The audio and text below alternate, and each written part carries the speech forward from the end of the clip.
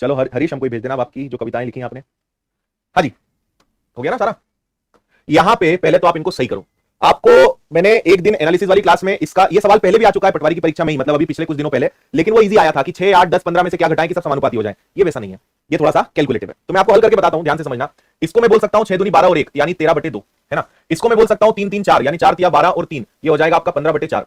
इसको मैं कह सकता हूं 4, 4, 3, 4, 3, 4 यानी 16 और 3 यानी 19/4, और इसको कह सकते हैं 15 और 1 16 यानी 16/5। बात समझ में आई आपके।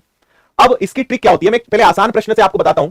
मान लीजिए सवाल होता कि 6, 8, 12, 18 में से क्या घटाएं कि सब समानुपाती हो जाए। तो इसकी ट्रिक होती है कि पहले हम इन दोनों का अंतर लेते हैं, इन दोनों का अंतर लेते हैं, तो 12 और 18 का अंतर कितना आ गया 6, ये और कट सकते हैं तो हम इन्हें काट देंगे। इसका गुणा इधर करते हैं, इसका गुणा इधर करते हैं, तो 6 तिया 18, 12 एकम 12 का अंतर 6, और इनका अंतर फिर से लेते हैं 2, 2 बराबर 6 यानी 1 बराबर 3, तो आप हर एक में से क्या घटाओगे 3। ये इसका तरीका है। लेकिन ये सवाल तो ऐसा है तो हो गया। अब ऐसा अगर भिन्न में आ जाएगा तो कैसे करोगे वो हम आपको सिखाते हैं। बहुत कैलकुलेटिव है लेकिन करना तो पड़ेगा। इनका अंतर ये लिया, इनका अंतर ये लिया, फिर अंतर का क्रॉस मल्टीप्लाई, फिर अंतर का भी अंतर, फिर इनको बराबर रखते हैं। अब यही काम हम यहां करेंगे।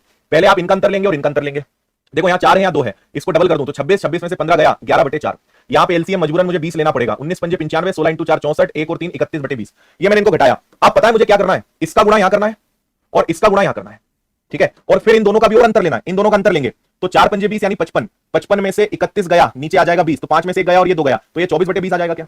अब इसका गुणा इधर, इसका गुणा इधर, और इनको घटाएंगे तो इसका गुणा अगर करेंगे तो 11 और 19 का गुणा करेंगे 9, 9 और 1 10, 1 और 1 कितना हो जाएगा 2, और नीचे कितना आ जाएगा, अच्छा ये तो डायरेक्ट हो जाएगा ना, 11 4 19 4 है, 11 4 में से 19 4 गया तो बचा 8/4, और 8/4 का मतलब क्या हो जाएगा 2, है ना। इसको इधर ले जाओ तो एलसीएम कितना आ जाएगा, अरे यार सॉरी घटा क्यों रहे, गुणा करना है ना।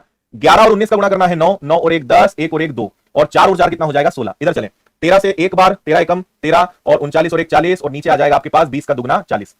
आपको कुछ भी समझ में नहीं आएगा अगर आपने इसको जिंदगी में पहली बार पढ़ा है, तो कथा की तरह सुनते जाओ और अगले प्रश्न का इंतजार करो। ये वही कर पाएगा जिसने ये कंसेप्ट पहले पढ़ा है ना। अब यहाँ पे एलसीएम लेना पड़ेगा 80, तो 16 से भाग देंगे 5 बार, 5 का गुणा करेंगे तो 1045। यहाँ पे 40 का दुगना तो ये हो जाएगा आपका 806, है ना भाई। अब 15 में से 6 गया, फिर यहाँ पे बचेगा कितना आपका, या 45 में से 6 गया, 45 में 6 गया 39, 10 में से 8 गया 2, और नीचे आ गया आपके पास 80। इतना समझ में आया। अब कुछ नहीं करना है, 20 से कैंसिल होगा 4 बार, तो इधर आपके पास बचेगा ओनली 239, और 24 इंटू 4 हो जाएगा 96। दिस इज योर आंसर, ये आपका आंसर है। बहुत तगड़ा सवाल है ये सवाल, आज तक एसएससी के सीजीएल एग्जाम में भी नहीं आया है, जो व्यापम ने, मध्य प्रदेश के ईएसबी ने, पीवी ने करके दिखा दिया है। एसएससी सीजीएल वालों का पसीना छूट जाए पटवारी की परीक्षा में, सही बता रहा हूं मैं, ठीक है। आप जो मैंने अभी कहा इसको आराम से वीडियो को रिपीट करके 2-4 बार देखना, जो उदाहरण मैंने समझाया था ना उससे आंसर आपका आएगा, वो समझ में आएगा तो